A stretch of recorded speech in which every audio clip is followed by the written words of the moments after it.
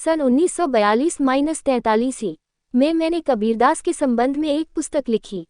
पुस्तक लिखने की तैयारी 2-2.5 साल से कर रहा था और नाना प्रकार के प्रश्न मेरे मन में उठते रहे। मुझे सबसे अधिक आश्चर्य कबीरदास के परवर्ती साहित्य को पढ़कर हुआ।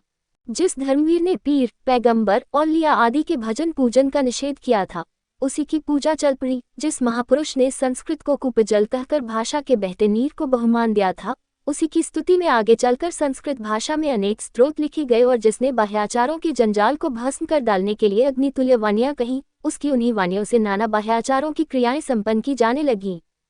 इससे बढ़कर आश्चर्य क्या हो सकता है।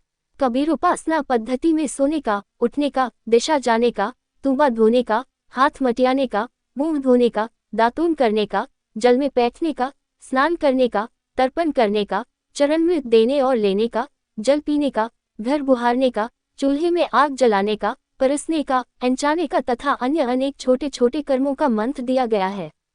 टोपी लगाने का, दीपक बारने का, आसन लगाने का, कमर कसने का, रास्ता चलने का सुमिरन दिया हुआ है।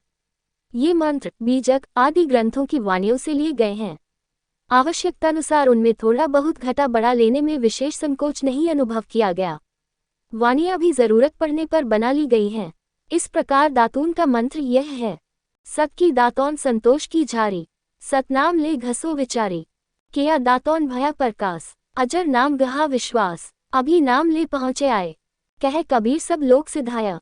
चूल्हा में आग देने का मंत्र इस प्रकार है: चूल्हा हमारे चौहटे सब घर तपे रसोई, सत्सुकृत भोजन करे हमको छूट न हुई। थाली परसने का मंत्र: चंदन चौका कंचन थारी, हीरालाल पदुम की झारी, बहुत भांति जेवनार बनाए, प्रेम प्रीति सो पारस कराए, संत सुहेला भोजन पाई, सत्सुकृति सतनाम गुसाई। मेरे मन में बराबर यह प्रश्न उठता रहा कि ऐसा क्यों हुआ। कबीर पंथ की ही यह हालत हो, ऐसा नहीं है। अनेक महान धर्म गुरुओं के आंदोलन अंत तक जाति पाति के ढकोसलों, चूल्हा चाकी के निरर्थक विधानों और मंत्र यंत्र के क्लांतिकर टोटकों में पर्यवसित हो गए हैं। बुद्धदेव ने ईश्वर के विषय में कोई बात तक कहना पसंद नहीं किया, परंतु उनका प्रवर्तित विशाल धर्म मत मंत्र यंत्र में समाप्त हो गया। यह नहीं कहा जा सकता कि जनता में धर्म गुरुओं के प्रति श्रद्धा नहीं है। श्रद्धा का अतिरेक ही तो सर्वत्र पाया जाता है। कबीरदास ने अवतारों और पैगंबरों की पूजा की कड़े शब्दों में निंदा की। उनके शिष्यों ने श्रद्धा के अतिरेक में उन्हें जिस प्रकार भवफुंद को काटने वाला समझकर स्तुति की, वह शायद किसी भी पीर पैगंबर के लिए ईर्ष्या की वस्तु हो सकती है।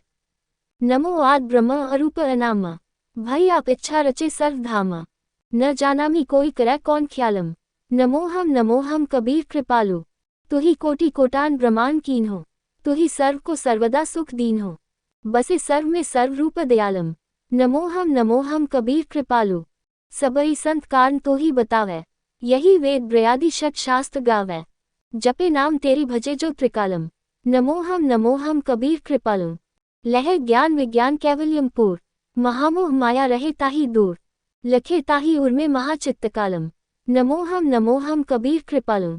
फिर वह कौन सी वस्तु है जो अनुयायियों को अपने गुरु के उपदेशों के प्रतिकूल चलने को बाध्य करती है। ये कहना अनुचित है कि अनुयायी जानबूझकर अपने धर्मयुग के वचनों की अवमानना करते हैं। वस्तुतः अनुयायी धर्मयुग की प्रतिष्ठा बढ़ाने के लिए ही बहुधा गलत मार्ग ग्रहण करते हैं। वे लक्ष्य की प्राप्ति के लिए ऐसे साधनों का उपयोग निस्संकोच करने लगते हैं जो लक्ष्य के साथ मेल नहीं खाते और बहुधा उसके विरोधी होते हैं। हजरत ईसा मसीह अहिंसा मार्ग के प्रवर्तक थे, परंतु उनकी महिमा संसार में प्रतिष्ठित करने के लिए 100 वर्षों तक रक्त की नदियां बहती रही हैं। हमें इतिहास को ठंडे दिमाग से समझना चाहिए, सच्चाई का सामना करना चाहिए। जब किसी महापुरुष के नाम पर कोई संप्रदाय चल पड़ता है तो आगे चलकर उसके सभी अनुयायी कम बुद्धिमान ही होते हैं, ऐसी बात नहीं। कभी कभी शिष्य परंपरा में ऐसे भी शिष्य निकल आते हैं जो मूल संप्रदाय प्रवर्तक से भी अधिक प्रतिभाशाली होते हैं। फिर भी संप्रदाय स्थापना का अभिशाप ये है कि उसके भीतर रहने वाले का स्वाधीन चिंतन कम हो जाता है। संप्रदाय की प्रतिष्ठा ही जब सबसे बड़ा लक्ष्य हो जाता है तो सत्य पर से दृष्टि हट जाती है। प्रत्येक बड़े यथार्थ की संप्रदाय के अनुकूल संगति लगाने की चिंता ही बड़ी हो जाती है। इसका परिणाम ये होता है कि साधन की शुद्धि की परवाह नहीं की जाती। परंतु ये भी ऊपरी बात है। साधन की शुद्धि की परवाह न करना भी असली कारण नहीं है, वह भी कार्य है क्योंकि साधन की अशुचिता को सत्य भ्रष्ट होने का कारण मान लेने पर भी ये प्रश्न बना ही रह जाता है कि विज्ञान और प्रतिभाशाली व्यक्ति भी साधन की अशुचिता के शिकार क्यों बन जाते हैं। कोई ऐसा बड़ा कारण होना चाहिए जो बुद्धिमानों की अक्ल पर आसानी से पर्दा डाल देता है। जहां तक कबीरदास का संबंध है, उन्होंने अपनी ओर से इस कारण की ओर इशारा कर दिया था। घर जोड़ने की अभिलाषा ही इस प्रवृत्ति का मूल कारण है। लोग केवल सत्य को पाने के लिए देर तक नहीं टिके रह सकते। उन्हें धन चाहिए, मान चाहिए, यश चाहिए, कीर्ति चाहिए। ये प्रलोभन सत्य कही जाने वाली बड़ी वस्तु से अधिक बलवान साबित हुए हैं। कबीरदास ने स्पष्ट शब्दों में कहा था कि जो उनके मार्ग पर चलना चाहता हो, अपना घर पहले फूंक दे। कबीरा खड़ा बाजार में लिए लुकाठी हाथ, जो घर फूंके अपना सो चले हमारे साथ। घर फूंकने का अर्थ है धन और मान का मोह त्याग देना, भूत और भविष्य की चिंता छोड़ देना और सत्य के सामने सीधे खड़े होने में जो कुछ भी बाधा हो उसे निर्ममतापूर्वक ध्वंस कर देना। पर सत्यों का सत्य ये है कि लोग कबीरदास के साथ चलने की प्रतिज्ञा करने के बाद भी घर नहीं फूंक सके। मठ बने, मंदिर बने, प्रचार के साधन आविष्कार किए गए और उनकी महिमा बताने के लिए अनेक पोथियां रची गईं।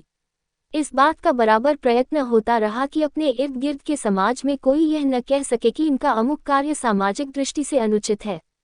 अर्थात विद्रोही बनने की प्रतिज्ञा भूल गई, सुलह और समझौते का रास्ता स्वीकार कर लिया गया।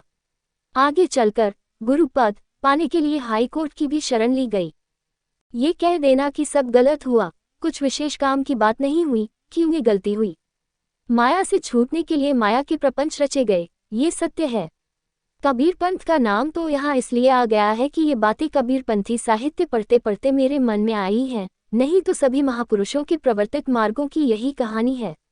माया का जाल छुड़ाए छूटता नहीं, यह इतिहास की चिरोद्घोषित वार्ता सब देशों और सब कालों में समान भाव से सत्य रही है।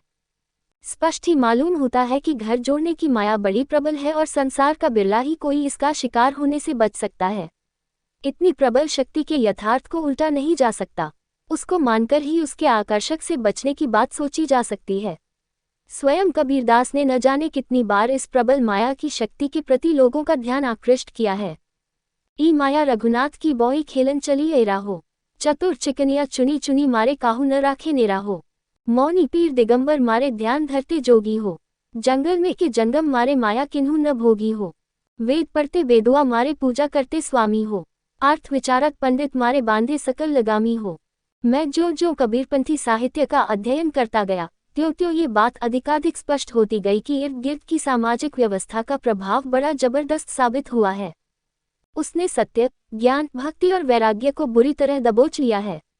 केवल कबीरपंथ में ही ऐसा नहीं हुआ है, सब बड़े बड़े मतों की यही अवस्था है। समाज व मान प्रतिष्ठा का साधन पैसा है। जब चारों ओर पैसे का राज हो तब उसके आकर्षण को काट सकता कठिन है। पंथ की प्रतिष्ठा के लिए भी पैसा चाहिए। जो लोग इस आकर्षण को न काट सकने वालों की निंदा करते हैं, वे समस्या को बहुत ऊपर ऊपर से देखते हैं। मैं बराबर सोचता रहा कि क्या कोई ऐसा उपाय नहीं हो सकता कि समाज से पैसे का राज खत्म हो जाए। हमारे समस्त बड़े प्रयत्न इस एक चट्टान से टकराकर चूर हो जाते हैं। क्या कोई ऐसी व्यवस्था हो सकती है जिसमें प्रत्येक व्यक्ति अपने मतलब भर का पैसा पा जाए और उससे अधिक पा सकने का कोई उपाय ही न हो? यदि ऐसा हो सकता तो वह समूचा बेहुदा साहित्य लिखा ही न जाता, जो केवल पंथों और उनके प्रवर्तकों की महिमा बढ़ाने के उत्साह में बराबर उन बातों को ढकने का प्रयत्न करता है जिन्हें पंथ के प्रवर्तक ने कठिन साधना से प्राप्त किया था। पुराने तांत्रिक आचार्यों ने बताया था कि जो राग बंधन के कारण होते हैं, वे ही मुक्ति के भी कारण होते हैं। काम, क्रोध आदि मनोवृत्तियां, जिन्हें शत्रु कहा जाता है, सुनियंत्रित होकर परम सहायक मित्र बन जाती हैं। क्या कोई ऐसी सामाजिक व्यवस्था नहीं बन सकती जिसमें घर जोड़ने की माया जीती भी रहे और सत्य के मार्ग में बाधक भी न हो? मेरा मन कहता है कि यह संभव है।